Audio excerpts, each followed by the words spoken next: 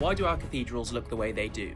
Well, that look, the towers and arches, massive stained glass windows and gargoyles, that's Gothic architecture, and it was created by a genius called Abbot Suger here at Saint-Denis Cathedral in Paris. Up until the 12th century, cathedrals were Romanesque style, short, squat, with small windows. They looked more like a medieval fortress. But Suger wanted to rebuild Saint-Denis as a heavenly Jerusalem on earth. He believed great architecture and light could elevate the human spirit to the divine. To achieve this, he needed to build higher, but the Romanesque style didn't make that possible. The building would collapse under its own weight. So he brought together three genius techniques that became the hallmarks of Gothic architecture. Number 1, pointed arches, which could carry far more weight than the Romanesque curved arches. 2, ribbed vaulting, which was essentially a web of pointed arches that support the ceiling. And number 3, magnificent flying buttresses, which provide support from the outside and look incredible. These three techniques allowed him to raise Saint-Denis' ceiling higher than ever before, and freed up wall space for those stained glass windows and lavish decoration which inspired the sense of the divine.